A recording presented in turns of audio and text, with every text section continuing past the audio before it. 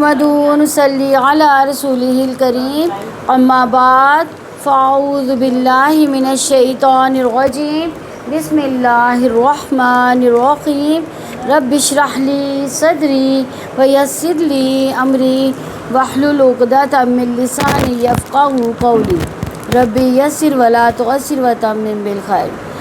پارہ نمبر 5 رکوع نمبر 2 ہے، آیت نمبر 26۔ پہلے اس کی ٹرانسلیشن دیکھتے ہیں۔ یریدو چاہتا ہے، یا کا مطلب وہ کے معنوں میں آتا ہے، وہ چاہتا ہے، لیکن چونکہ فاعل آگے اللہ کی شکل میں آ گیا اس لیے اس کا وہ حذف ہو جائے گا، ٹھیک ہے۔ یریدو چاہتا ہے اللہ تعالیٰ لیبینہ کہ وہ کھول کر بیان کرے، تاکہ یا وہ بین کھول کر بیان کرنا، لکم تمہارے لیے، لام زبر لا کے لیے، کم تمہارے لیے، و یہدیکم اور وہ تمہیں ہدایت دے، وا اور یہدی وہ ہدایت دے، یا وہ کے معنوں میں آ رہا ہے ہدی ہدایت دینا، کم تمہیں، و یہدیکم اور وہ تمہیں ہدایت دے، سنانا طریقوں کی، اللہ دینا ان لوگوں کے جو من قبلکم تم سے پہلے تھے، و یتوبہ اور وہ مہربانی فرمائے علیکم تم پر، علیہ پر، کم تم پر، واللہ اور اللہ تعالیٰ علیم سب کچھ جاننے والا، حکیم کمال حکمت والا ہے۔ واللہ اور اللہ تعالیٰ یریدو چاہتا ہے، ان یہ کہ یتوب وہ مہربانی فرمائے، علیکم تم پر، علیہ پر، کم تم، علیکم تم پر، و یریدو اور وہ ارادہ رکھتا ہے اللہ دینا وہ لوگ جو یتبعون پیروی کرتے ہیں شہوات کی خواہشات کی، ان یہ کہ تمیلو تم ہٹ جاؤ، میلن ہٹ جانا، عظیمہ بہت بڑا۔ یریدو چاہتا ہے اللہ تعالیٰ ان یہ کہ یخففا وہ ہلکا کر دے، انکم تم سے، وہ خلقہ اور پیدا کیا گیا، خلقہ کون سا صیغہ ہے؟ مجہول کا صیغہ ہے، خلقہ اس نے پیدا کیا، خلقہ پیدا کیا گیا، یعنی جیسے انگلش میں پیسو وائز ہوتا ہے۔ الانسان انسان ضعیفہ کمزور، یا ایھا الذین لوگو جو آمنو ایمان لائے ہو، لا تاکلوا نہ تم کھاؤ، اموالکم مال اپنے، بینکم آپس میں، بالباطل باطل طریقے سے، الا سوائے ان یہ کہ تکونا ہو تجارت ان تراضٍ آپس کی رضامندی سے، منکم تمہاری، ولا اور نہ تقتلوا تم قتل کرو، انفسکم اپنے آپ کو، انا بلا شبہ اللہ تعالیٰ کانا ہے، لکم تمہارے ساتھ، رحیمہ نہایت رحم والا، ومن اور جو یفعل کرے گا ذالک ایسا، عدواناً زیادتی سے، وظلماً اور ظلم سے، فسوف تو بہت جلد، تو سوف جلد کے معنوں میں آتا ہے، فسوف تو بہت جلد، نسلیہ ہم داخل کریں گے اس کو، نون ہم کے معنوں میں آ رہا ہے، ہم سلی داخل کریں گے ہی اس کو، نسلیہ ہم داخل کریں گے اس کو، نارن آگ میں، وکانا اور ہے ہمیشہ سے، ذالکہ یہ علی اللہ اللہ تعالیٰ پر، یسیرہ بہت آسان۔ یسیرہ کس میں ہم نے یہ پڑھا ہے، سنتے ہیں ہم روزانہ دعا، ربی یسر ولا تعسر وتمم بالخیر، یسر کا مطلب آسان۔ ان اگر تجتنبوا تم بچ جاؤ، کبائر بڑے بڑے گناہوں سے، ما جو تنہونا تم منع کیے گئے ہو، عنہ اس سے، نکفر ہم دور کر دیں گے، عنکم تم سے، سیئاتکم چھوٹی برائیاں تمہاری، وندخلکم اور ہم داخل کریں گے تمہیں، وا اور نون ہم داخل کریں گے، کم تمہیں، وندخلکم اور ہم داخل کریں گے تمہیں، مدخلاً داخلے کی جگہ میں، کریمہ بڑی باعزت۔ ولا تتمنوا اور نہ تم تمنا کرو، ما اس کی جو فضل فضیلت دی اللہ تعالیٰ نے بھی ساتھ اس کے، بعدکم تم میں سے بعض کو، علی بعض پر، للرجال مردوں کے لیے، نصیب ایک حصہ ہے، مما اس میں سے جو اکتسبوا انہوں نے محنت سے کمایا، وللنساء اور عورتوں کے لیے، نصیب ایک حصہ ہے، مما اس میں سے جو اکتسبنا انہوں نے محنت کی۔ اب دیکھیں، اب اکتسبوا مردوں کے لیے آیا ہے، اس لیے وہاں پہ واو الف آیا ہے نا، اور اکتسبنا یہ نون آیا نا یہاں پہ، یہ عورتوں کے لیے آیا، ٹھیک ہے۔ وَاسْأَلُوا اور تم سوال کرو اللہ تعالیٰ سے من فضلی اس کے فضل کا، اِنَّا یقیناً اللہ تعالیٰ کانا ہے ہمیشہ سے بِكُلِّ شَيْءٍ ساتھ ہر چیز کے، بھی ساتھ کلی ہر شئی چیز، بِكُلِّ شَيْءٍ ساتھ ہر چیز کے، علیمہ خوب جاننے والا، وَلِكُلِّ اور ہر ایک کے لیے، وا اور لام زدی کے لیے، کلی ہر اور وَلِكُلِّ اور ہر ایک کے لیے، جعلنا بنائے ہم نے موالیہ وارث، مما اس میں سے جو ترکہ چھوڑ جائیں، الوالدان والدین، والاقربون اور قریبی رشتہ دار، والذین اور وہ لوگ جن سے عقدت عہد باندھے ہوں، ایمانکم تمہارے دائیں ہاتھوں نے، فآتوہم تو تم دے دو ان کو، نصیبہم حصہ ان کا، انا بے شک اللہ تعالیٰ کانا ہے ہمیشہ سے، علی اوپر، کلی ہر شئین چیز کے، شہیدہ گواہ یا حاضر۔ یرید را واو دال سے ہے، لیجبین با یا نون، ویہدیکم ہا دالیا،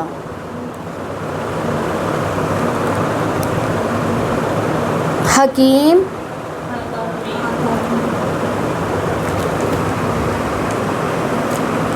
یتوبہ تا واو با، ٹھیک ہے، یتبعون تا با عین، الشہوات شین ہا واو، تمیلو نہیں میم یا لام، تا اس کی جو ہے نا تم کے معنوں میں آ رہی ہے، ٹھیک ہے، یہ مضارع کا صیغہ نا، میم یا لام، میلن کا بھی یہی ہے، عظیمہ ٹھیک ہے، یخففہ خافافا، خلیقہ کا خلیقہ ہی ہے، ضعیفہ ضعیفہ، تأکلو حمزہ قافلہ، اموالکم میم واولا، باطلی باطالا، تجارتاً تاجیم را، تقتلو قاف تا لام، انفسکم نون فا سین، عدوانا عین دال واو، نسلیہ صاد لام یا، یسیرا یاسین را، تجتنبو جیم نون با جم سے، کبائرہ کابارہ، تنہونا نکفر کافارہ، وندخلکم داخلہ، مدخلہ کا بھی یہی ہے، کریمہ، تتمنو میم نون جا، فضلہ فاضلہ، اکتسبو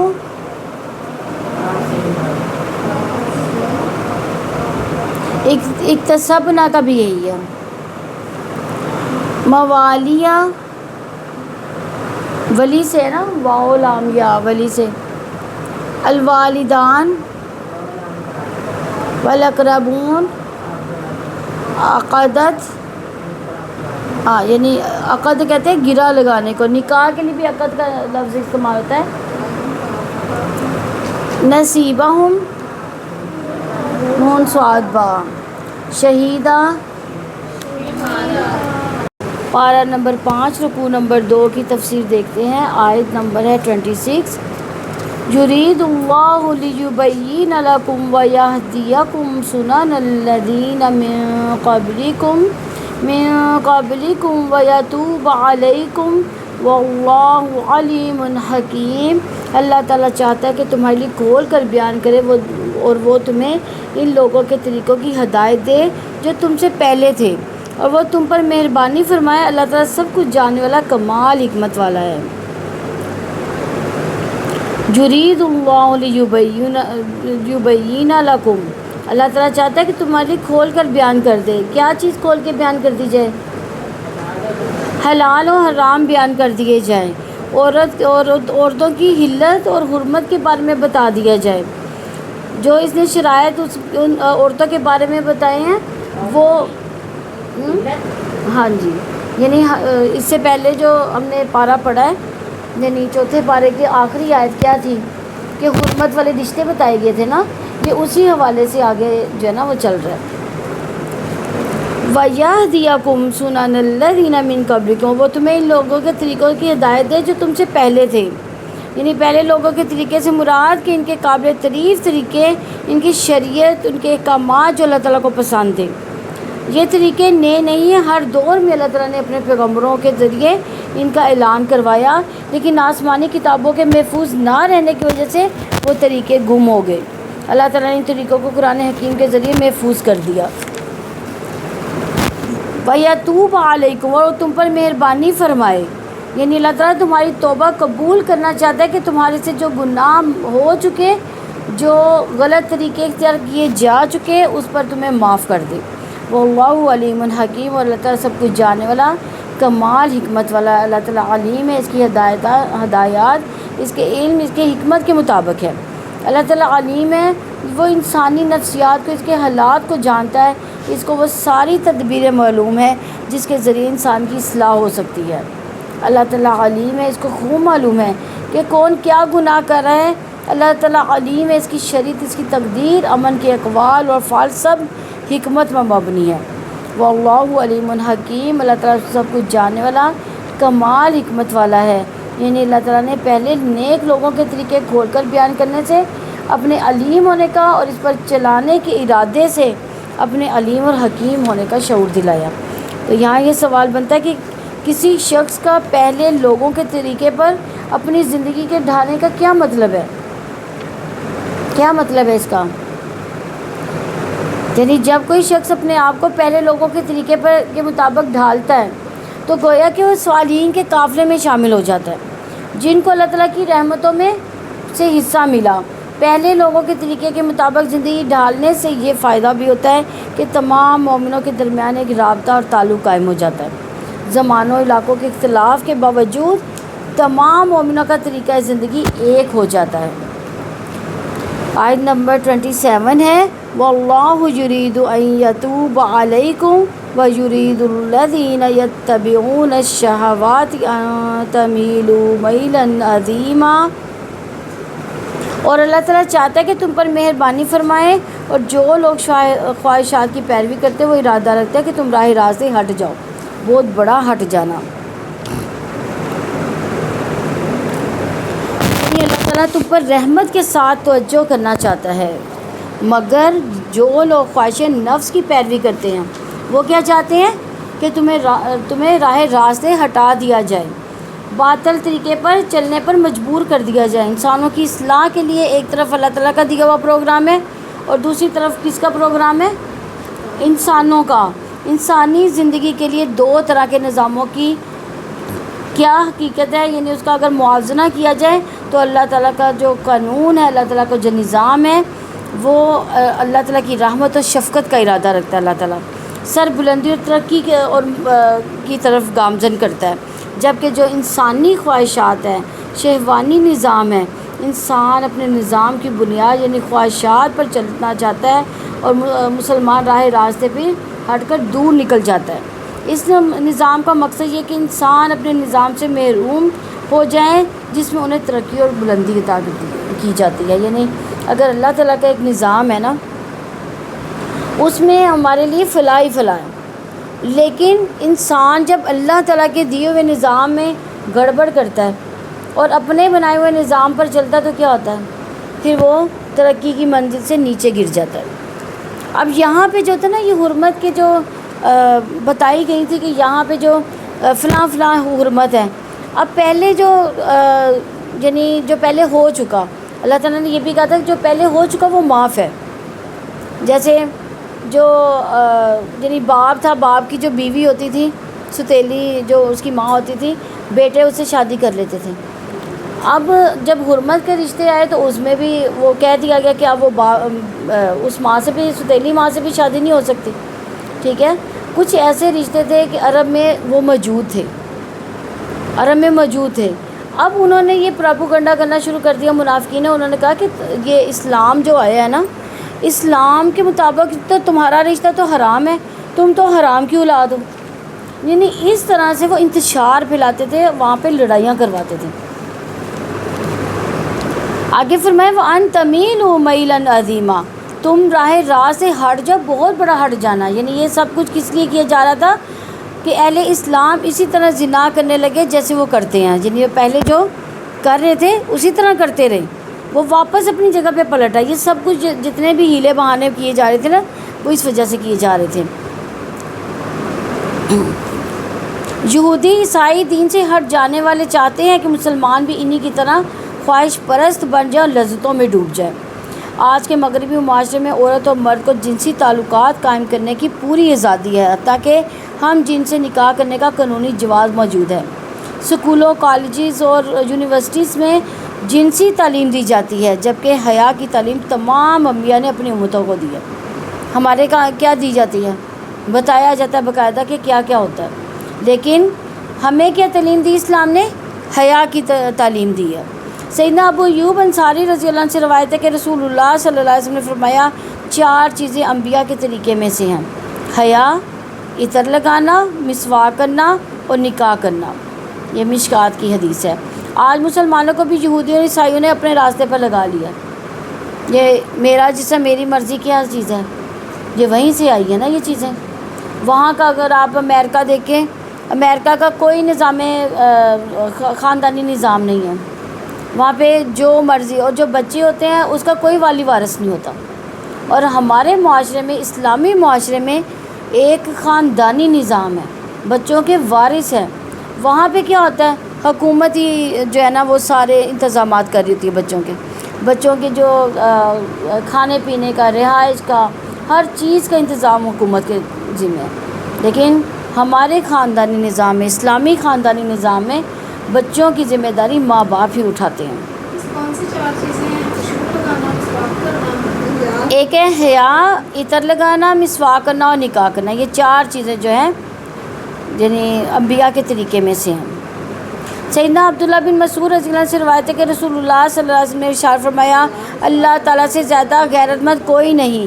اس وجہ سے اللہ تعالیٰ نے ظاہری باطنی ہر قسم کی فواہش کو حرام کیا ہے، اور نہ ہی اللہ سے بڑھ کر کوئی تعریف کرنے کو پسند کرنے والا ہے. صحیح مسلم کی 6992 نمبر حدیث ہے. اسی طرح سیدنا ابن عمر رضی اللہ عنہ سے روایت ہے کہ رسول اللہ صلی اللہ علیہ وسلم نے ارشاد فرمایا کہ حیا اور ایمان کے ساتھ ساتھ ہیں. جب ان میں سے ایک چھین لیا جاتا ہے تو دوسرا بھی چلا جاتا ہے. کیا چیزیں ساتھ ساتھ ہیں؟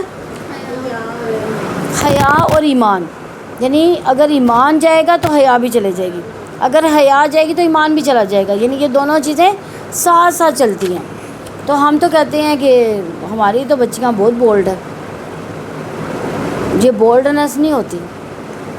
حیا جو ہے عورت کا زیور اور مرد کی زینت ہے حیا. آیت نمبر 28 ہے یرید اللہ ان یخفف عنکم وخلق الانسان ضعیفا. اللہ تعالیٰ ارادہ رکھتا ہے جی زینت ہے. اللہ تعالیٰ ارادہ رکھتا ہے کہ وہ تم سے بوجھ ہلکا کر دے اور انسان کو کمزور پیدا کیا گیا. یعنی اللہ تعالیٰ شریعت کے احکامات میں تمہارے لیے تخفیف کرنا چاہتا ہے، کمی کرنا چاہتا ہے. تو اللہ تعالیٰ کی شریعت میں انسان کے فطری میلانات، جنسی خواہش کو تسلیم کیا گیا. اللہ تعالیٰ نے انسان کو اپنی فطری خواہش دبانے، اس کو ختم کرنے، اسے آزاد چھوڑنے کی اجازت نہیں دی. اسلام جنسی جذبے کو منظم کرتا ہے، اسے پاک صاف نکاح کے دائرے کے اندر لاتا ہے اور پاک صاف گھریلو ماحول دیتا ہے. یہاں تخفیف سے مراد چند شرطوں کے ساتھ لونڈیوں سے نکاح کو جائز قرار دینا ہے. وَخُلِقَ الْإِنسَانُ ضَعِيفًا، انسان کو کمزور پیدا کیا گیا، یعنی انسان کا دل بھی کمزور، اس کے ارادے بھی کمزور، اس کی ہمت بھی بہت کمزور، اس لیے تخفیف اس کے حال کے عین مطابق ہے۔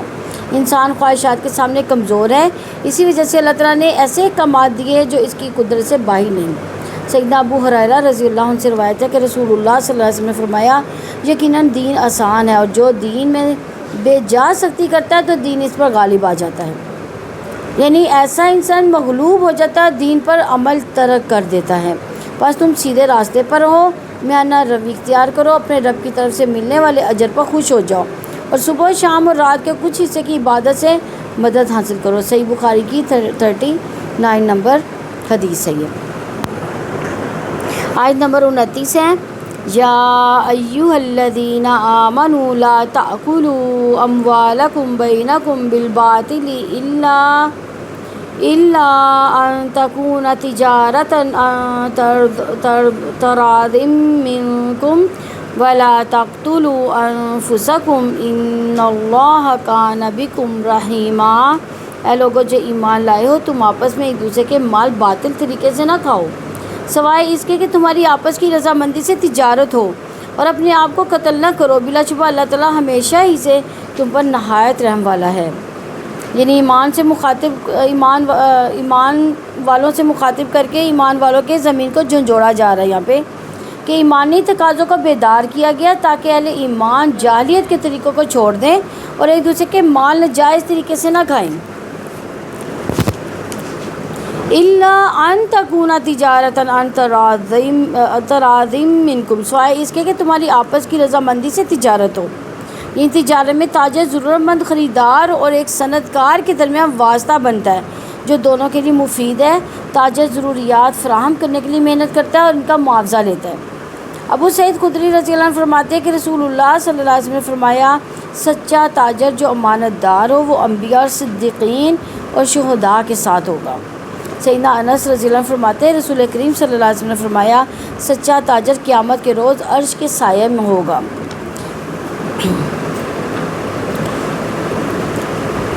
یہاں دیکھا جائے تو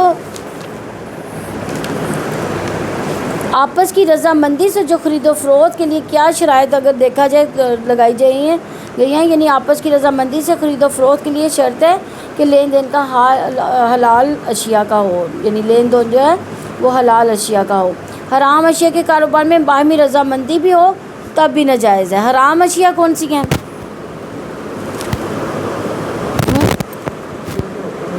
جیسے شراب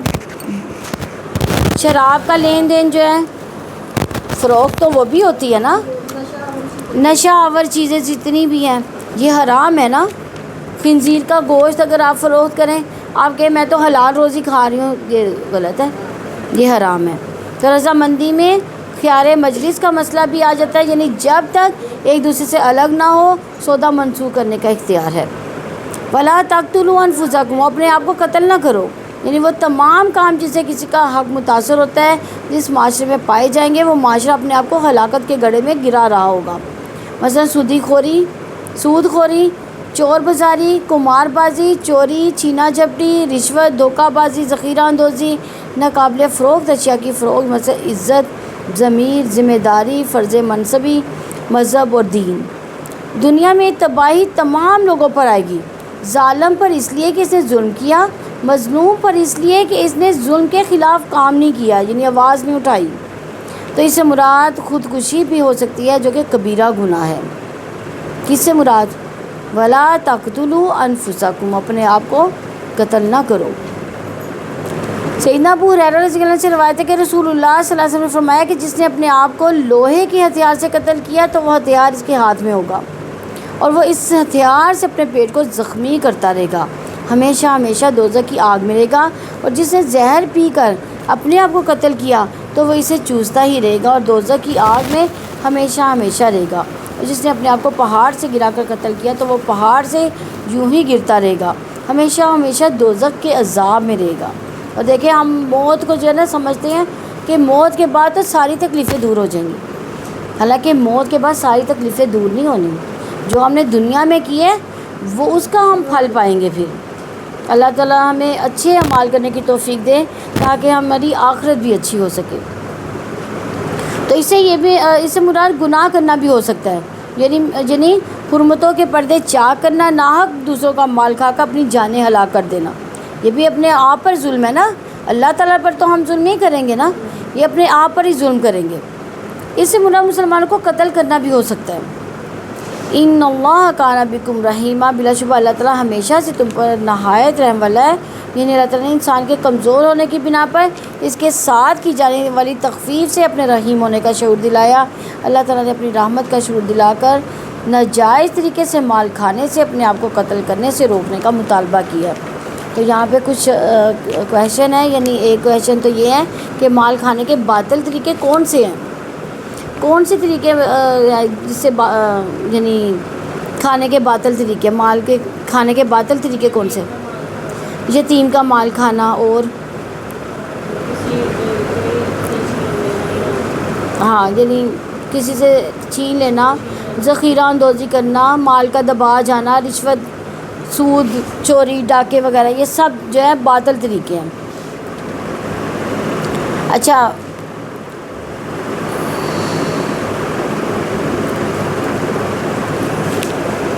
تجارت میں آپس کی رضامندی سے کیا مراد ہے؟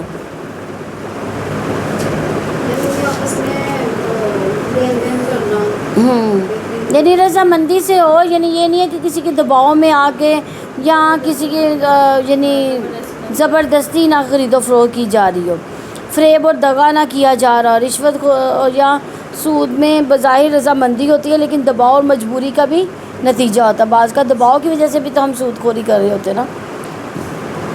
اور جوئے میں بظاہر رضامندی ہوتی ہے مگر جیتنے کے لیے ہارنے کی ارادے سے کوئی راضی نہیں ہوتا۔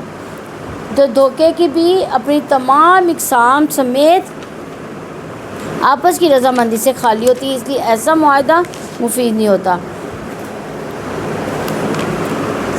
آیت نمبر 30 ہے، وَمَن يَفْعَلْ ذَلِكَ عُدْوَانًا وَظُلْمًا فَسَوْفَ نُصْلِيهِ نَارًا وَكَانَ ذَلِكَ عَلَى اللَّهِ يَسِيرًا۔ آپ کا قاعدہ کی طرف پارا۔ اور جو شخص زیادتی اور ظلم سے ایسا کرے گا تو بہت ہی جلد اسے ہم آگ میں داخل کریں گے، اور یہ اللہ تعالیٰ پر بہت ہی آسان ہے۔ ایسا کرنے سے کیا مراد ہے؟ وَمَن يَفْعَلْ ذَلِكَ،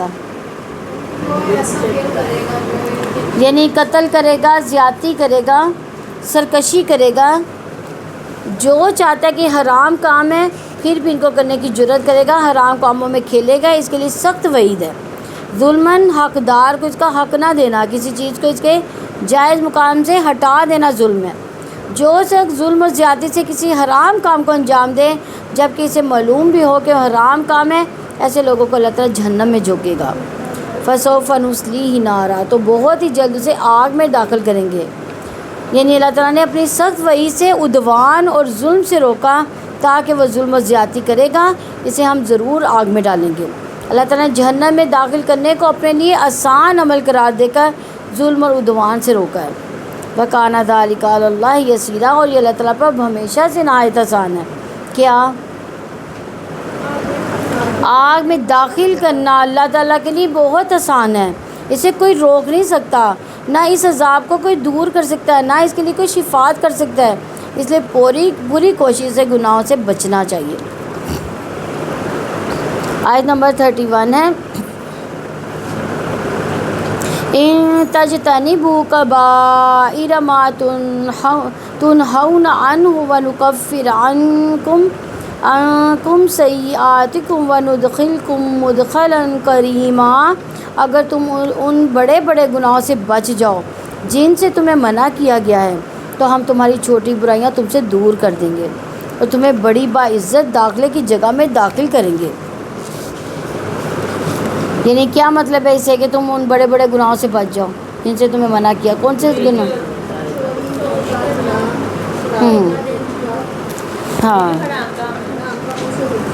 ہاں یعنی وہ عظیم نافرمانی جس پر اللہ تعالیٰ کی طرف سے وعید ہے، قرآن و سنت میں حد ہے، جیسے قتل کرنا، زنا کرنا، چوری، شرک کبیرہ گناہوں میں سے ہے۔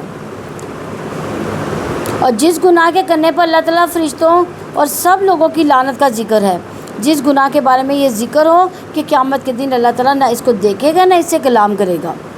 شرک، قتل اولاد، قتل ناحق، ناجائز طریقے سے یتیم کا مال کھانا، سود کھانا، میدان جنگ سے بھاگنا، پاک دامن عورتوں سے پر تہمت لگانا اور ماں باپ کی نافرمانی کرنا وغیرہ، یہ سب کیا ہے؟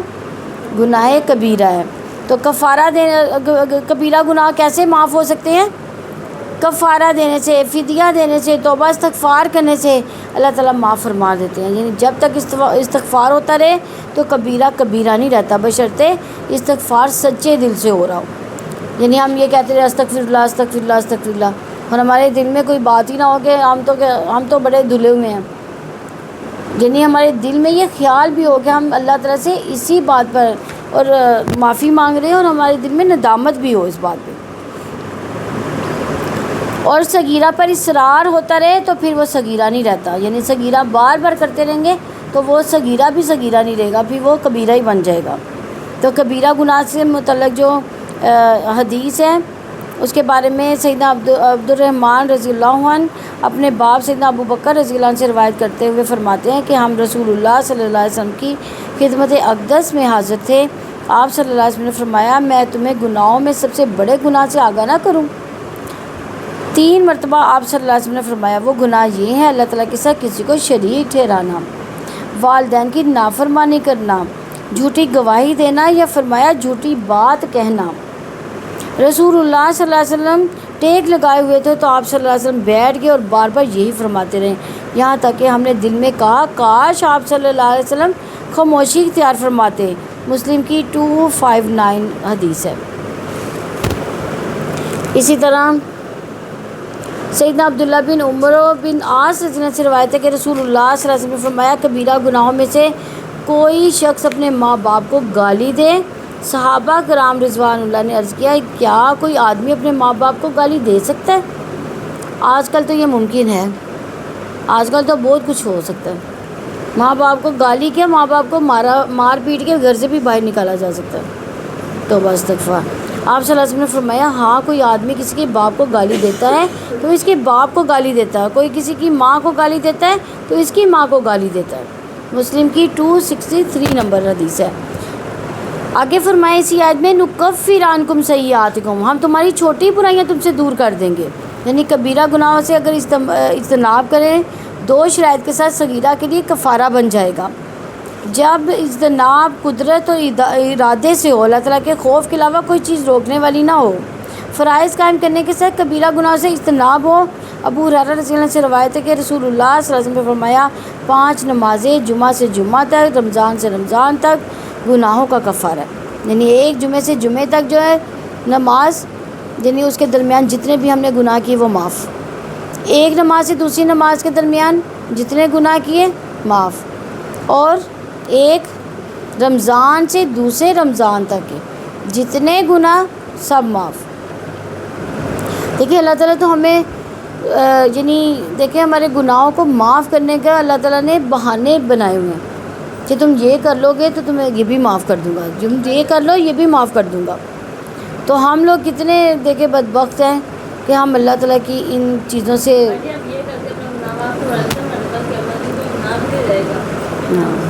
ہاں انشاءاللہ۔ جبکہ کبیرہ گناہوں سے آپ اجتناب کرو، جو شخص نماز چھوڑنے سے اجتناب کرتا ہے وہ کبیرہ گناہوں سے بھی اجتناب کرتا ہے، تو اس کے چھوٹے گناہوں کے لیے کفارہ ہوتا ہے۔ یہ حدیث کی سمجھ آئی ہے؟ 5 نمازیں، ایک دفعہ پھر یہ حدیث سنیں، 5 نمازیں جمعہ سے جمعہ تک، رمضان سے رمضان تک گناہوں کا کفارہ ہے۔ جبکہ کبیرہ گناہوں سے آپ اجتناب کرو، یعنی اس سے بچو۔ جو شخص نماز چھوڑنے سے بچتا ہے، یعنی نماز نہیں چھوڑتا اور کبیرہ گناہوں سے بھی بچتا ہے، تو اس کے چھوٹے گناہوں کے لیے وہ کفارہ بن جاتے ہیں۔ چھوٹے گناہ پھر اللہ تعالیٰ ایسے ہی معاف کر دیتا ہے۔ وَنُدْخِلْكُمْ مُدْخَلًا کریما، اور تمہیں بڑی باعزت داخلے کی جگہ میں داخل کرے گا۔ کون داخل کرے گا؟ کون سی باعزت جگہ کون سی ہوگی؟ جنتیں۔ اللہ تعالیٰ گناہوں سے دور رہنے کے بدلے میں ایسی عزت کی جگہ میں داخل کریں گے کہ جنتوں کے نیچے سے نہریں بہہ رہی ہوں گی۔ آیت نمبر 32 ہے وَلَا تَتَمَنَّوْا مَا فَضَّلَ اللَّهُ بِهِ بَعْضَكُمْ عَلَى بَعْضٍ لِلرِّجَالِ نَصِيبٌ مِّمَّا اكْتَسَبُوا وَلِلنِّسَاءِ نَصِيبٌ مِّمَّا اكْتَسَبْنَ وَاسْأَلُوا اللَّهَ مِن فَضْلِهِ إِنَّ اللَّهَ كَانَ بِكُلِّ شَيْءٍ عَلِيمًا۔ اور تم اس چیز کی تمنا نہ کرو جو اللہ تعالیٰ نے تم میں سے بعض کو بعض پر فضیلت دی۔ مردوں کے لیے اس میں سے ایک حصہ جو انہوں نے محنت سے کمایا اور عورتوں کے لیے اس میں سے ایک حصہ جو انہوں نے محنت سے کمایا۔ اور اللہ تعالیٰ سے اس کے فضل کا سوال کرو، یقینا اللہ تعالیٰ ہمیشہ سے ہر چیز کو خوب جاننے والا ہے۔ ترمذی اور حاکم نے سیدنا ام سلمہ رضی اللہ عنہ سے روایت کیا کہ انہوں نے فرمایا کہ مرد جہاد کرتے اور ہم جہاد نہیں کر سکتے اور ہمیں وراثت بھی آدھی ملتی ہے۔ اس پر اللہ تعالیٰ نے یہ آیت نازل فرمائی۔ ابن ابی حاتم نے ابن عباس سے روایت کیا کہ ایک عورت رسول اللہ صلی اللہ علیہ وسلم کے پاس آئی، عرض کیا یا رسول اللہ، مرد کو عورت سے دگنا حصہ ملتا ہے، عورتوں کی گواہی ایک مرد کی گواہی کے برابر ہے، تو ہمارے عمل بھی کیا اسی طرح ہے کہ اگر عورت کوئی نیکی کرے تو اسے آدھا ثواب ہے؟ اس پر اللہ تعالیٰ نے یہ آیت نازل فرمایا وَلَا تَتَمَنَّوْا مَا فَضَّلَ اللَّهُ بِهِ بَعْضَكُمْ عَلَى بَعْضٍ، اور تم اس چیز کی تمنا نہ کرو جس میں اللہ تعالیٰ نے تم میں سے بعض کو بعض پر فضیلت دی۔ یعنی اللہ تعالیٰ نے مسلمان کو اس بات سے منع فرمایا کہ وہ تمنا کرے کہ اللہ نے دوسروں کو جو دیا وہ اسے مل جائے، اس لیے کہ اس طرح کی خواہش اللہ کی تقدیر سے عدم رضا کی دلیل ہے۔ اور اگر اس خواہش کے ساتھ یہ تمنا بھی شامل ہو جائے کہ دوسروں سے اللہ وہ نعمت چھین لے تو یہ کیا بن جائے گا؟ حسد بن جائے گی۔ یعنی اگر ہم یہ تمنا کرتے ہیں نا کہ اللہ تعالیٰ نے اس کو دیا ہے تو اللہ تعالیٰ اس کو بھی برکت دے اور مجھے بھی عطا فرمائے، تو یہ کام جو ہے یہ پھر بھی جائز ہے۔ لیکن اگر میں یہ تمنا کروں کہ اس کے پاس جو نعمت اللہ تعالیٰ نے دی ہے اس کی چھین جائے اور میرے پاس آ جائے تو یہ کیا ہوگا؟ حسد ہوگا۔ تو جس سے اللہ تعالیٰ نے سختی سے منع کیا یہ والی چیز سے، دوسرے کے مال کی تمنا کرنا حسد ہے۔ رسول اللہ صلی اللہ علیہ وسلم نے فرمایا تم میں سے کوئی اپنے بھائی کے مال کی تمنا نہ کرے، وہ یہ کہے اللہم ارزقنی اللہم آتنی مثلہ، اے اللہ مجھے بھی رزق دے، اے اللہ مجھے بھی اس کی طرح عطا فرما۔ عبداللہ بن عمر رضی اللہ عنہ نے بیان کیا کہ میں نے رسول اللہ صلی اللہ علیہ وسلم کو فرماتے سنا رزق تو بس دو ہی آدمیوں پر ہے۔ کون سے دو آدمیوں پر؟ ہاں، یعنی قرآن کا علم اس کو دیا گیا ہو اور اس کو رات کی گھڑیوں میں کھڑا ہو کر نماز پڑھتا ہو۔ دوسرا آدمی ہاں مال دیا اور اسے وہ محتاجوں پر دن رات خیرات کرتا رہتا ہے۔ یہ دو انسان جو ہے قابل رزق ہے۔ اللہ تعالیٰ بھی ہمیں انہی لوگوں میں سے فرمائے۔ ما فضل اللہ بھی بعضکم علی بعض، جو اللہ تعالیٰ نے تم میں سے بعض کو بعض پر فضیلت دی، یعنی اللہ تعالیٰ نے لوگوں کو ایک دوسرے پر عہدہ، مرتبے میں، صلاحیت میں، قابلیت میں، مال و اسباب، حالات اور ذرائع وغیرہ میں فضیلت دی ہے، یعنی ایک کو دوسرے پر فضیلت دے رکھی ہے اللہ تعالیٰ نے۔ آگے فرمایا للرجال نصیب مما اکتسبوا وللنساء نصیب مما اکتسبن، مردوں کے لیے اس میں سے ایک حصہ ہے جو انہوں نے محنت سے کمایا، عورتوں کے لیے اس میں ایک حصہ ہے جو انہوں نے محنت سے کمایا۔ یعنی اللہ تعالیٰ نے واضح فرمایا کہ مرد ہو یا عورت ہر ایک کے لیے اپنے اپنے عمل ہے، یعنی ہر ایک کو اپنے اپنے عمل کی جزا یا سزا ملے گی۔ مردوں اور عورتوں کے اعمال کی ثمرات میں مساوات ہے۔ اللہ تعالیٰ نے مرد اور عورت دونوں میں الگ الگ صلاحیت دی ہے اور ہر ایک کو اس کی صلاحیت اور محنت کے مطابق دنیاوی نعمتوں سے بھی حصہ ملا۔ اس لیے اللہ تعالیٰ کی تقدیر پر راضی رہنا چاہیے اور اس ایمان کے ساتھ زندہ رہنا چاہیے کہ اللہ ہی حکمتوں کو زیادہ جانتا ہے، کس کو کم دینا ہے، کس کو زیادہ دینا ہے، کس کو دینا ہی نہیں اور کس کو دے کر چھین لینا، یہ اللہ تعالیٰ بہتر جانتا ہے، ہم نہیں جانتے۔ ہم یہ سوچتے ہیں کہ ہمارے ساتھ زیادتی ہوگی، لیکن اللہ تعالیٰ کی بہتری ہوتی ہے اس میں، یعنی اللہ تعالیٰ کے ہاں تقرب نیک اعمال سے ہے۔ مرد کو محض مرد کے ہونے کی وجہ سے عورت پر عمل میں فضیلت نہیں ہے، اور عورت محض عورت ہونے کی وجہ سے نیک عمل کے ثواب سے محروم نہیں ہے۔ لہٰذا تم بجائے حسد کے اللہ تعالیٰ کا فضل طلب کرو۔ تو جدید تہذیب عورت کو جو عورتوں کو جو حقوق دیتی ہے، ان میں بعض قوانین ایسے کہ سب سے بڑے مرد وارث کو تمام میراث کا حقدار سمجھتے ہیں۔ بعض قوانین یہ لازم کرتے ہیں کہ عورت جو مالی معاہدہ بھی کرے اس کی منظوری ولی کی طرف سے عزو قانون ضروری ہے۔ بعض قوانین جو ہے بیوی کے لیے اپنی جائیداد کو استعمال کرنے کا حق اس وقت جائز کرتے ہیں جب شوہر اس کی منظوری دے۔ یہ حقوق بھی عورت کو اس وقت ملے جب عورت نے خود اس کے حصول کے لیے تحریکیں کی۔ نساء نصیب مما مکتسب، عورتوں کے لیے اس میں سے ایک حصہ ہے جو انہوں نے محنت سے کمایا۔ یعنی اسلام نے انسانی کے احترام میں عورت کو حقوق دیے۔ اس کے لیے عورتوں کو کوئی چارٹر آف ڈیمانڈ پیش کرنے کی ضرورت نہیں پڑے گی۔ عورتوں کو اپنے حقوق کے لیے الگ تنظیمیں قائم کرنے کی ضرورت نہیں ہے۔ عورتوں کو بغاوت بھی کرنے کی ضرورت نہیں۔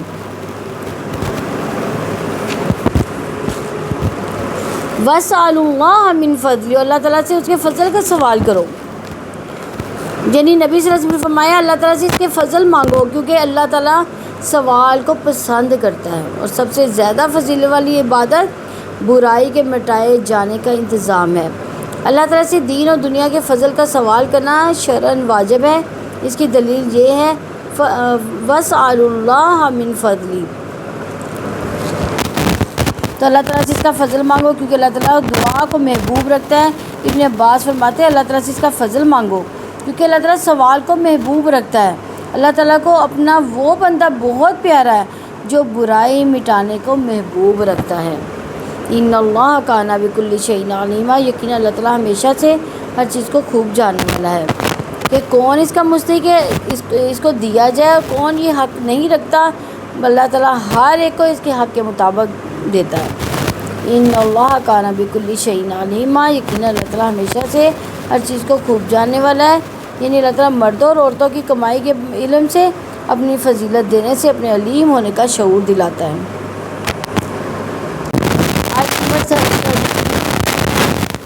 کل جعلنا موالی مما ترک الوالدان والاقربون والذین عقدت ایمانکم فآتوہم نصیبہم ان اللہ کان علی کل شیء شہیدا، اور ہر ایک کے لیے ہم نے وارث بنائے ان میں سے جو والدین اور قریبی رشتہ دار چھوڑ جائیں، اور جن سے تم نے عہد باندھے ہوں انہیں ان کا حصہ دے دو، بلا شبہ اللہ تعالیٰ ہر چیز پر ہمیشہ سے حاضر ہے۔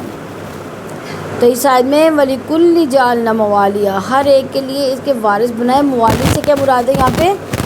وارث، اس سے اسبا یعنی وارث مراد ہے جن کا حصہ قرآن و حدیث میں متعین نہیں، یعنی جو زیر فروز کی عدم موجودگی میں میت کے وارث بنتے ہیں۔ وَلِكُلِّ جَعَلْنَا مَوَالِيَ مِمَّا تَرَكَ الْوَالِدَانِ وَالْأَقْرَبُونَ، اور ہر ایک کے ہم نے وارث بنائے ہیں ان میں سے جو والدین اور قریبی رشتہ دار چھوڑ جائیں۔ ابتدائی اسلام میں یہ حکم تھا، بعد میں منسوخ ہو گیا تھا۔ حکم یہ تھا کہ جن سے تم نے قسمیں کھا کر معاہدہ کیا انہیں بھی میراث میں حصہ دو، اب وفائے عہد باقی ہے، میراث میں کچھ نہیں۔ ابن عباس کہتے ہیں ہجرت کے بعد مہاجر انصاری کا وارث ہوا کرتا تھا، رشتہ دار نہیں، کیونکہ اللہ کے نبی صلی اللہ علیہ وسلم نے ان میں بھائی چارے کو پایا تھا، یعنی وہ بھائی بھائی بنے تھے، اس لحاظ سے انہوں نے وراثت میں بھی حصہ دینا شروع کیا تھا۔ والذین عقدت ایمانکم، اور جن سے تم عہد باندھتے ہو، یعنی وہ لوگ جن سے تم عقد یعنی موالات باندھتے ہیں، اس سے مراد مہاجر انسان کی مواقعات، جیسے میں منہ بولا بھائی بنا لوں یا بہن بنا لوں تو وراثت میں بھی اس کا حصہ بھی رکھا جاتا تھا، یعنی یہ وراثت کی آیات آنے سے پہلے کی بات ہے۔ والذین عقدت ایمانکم فآتوہم نصیبہم، اور جن سے تم نے عہد باندھے ہیں انہیں ان کا حصہ دے دو، یعنی اہل عرب میں دوستی بھائی چارے کے معاہدے ہوتے تھے، جو لوگ ایک دوسرے کی میراث کے وارث بن جاتے تھے۔ اسلام نے یہ واضح کر دیا کہ وراثت تو قرابت کے قاعدے کے مطابق تقسیم ہوگی، البتہ اپنی زندگی میں انہیں کچھ دے سکتے ہو۔ ابن عباس صلی اللہ علیہ وسلم فرماتے ہیں کہ موالیہ سے مراد وارث، اور جو وارث نہیں ہے پھر اس کے لیے کیا کریں گے ہم لوگ؟ جو وارث نہیں ہے لیکن ہم دینا بھی چاہتے ہیں، کیا کریں گے؟ کیا کیا جائے گا ان کے لیے؟ نصیحت کی جائے گی ان کے لیے کہ ان کو ہمارے مرنے کے بعد اتنے دے دیے جائے۔ ان اللہ کان علی کل شیء شہیدا، بلا شبہ اللہ تعالیٰ ہر چیز پر ہمیشہ سے حاضر ہے، یعنی اللہ تعالیٰ اپنے علم کے ذریعے سے تمام امور کی، اپنی بصارت سے بندوں کی حرکات کی، اپنی سماعت کے ذریعے تمام آوازوں کی خبر رکھتا ہے، اس طرح وہ ہر چیز پر حاضر ہے۔ اللہ تعالیٰ ہر چیز پر شہید ہے، آپ کے کاموں میں سے کچھ بھی اس سے چھپا ہوا نہیں، لہٰذا اسے ڈرو، اس کی اطاعت کرو، اس کی نافرمانی نہ کرو۔ ان اللہ کان علی کل شیء شہیدا، یعنی اللہ تعالیٰ کے نے وارث مقرر کر کے ہر ایک کا حصہ اس تک پہنچانے کے لیے اپنے شہید ہونے کا شعور دلایا۔ الحمدللہ ہمارا یہ رکوع کمپلیٹ ہوا۔ اللہ تعالیٰ اس کی سمجھنے ہمیں اور اس کی عمل کرنے کی توفیق عطا فرمائے۔ سبحانک اللہم و بحمدک، نشہد ان لا الہ الا انت، واستغفرک واتوب الیک۔ السلام علیکم ورحمۃ اللہ وبرکاتہ۔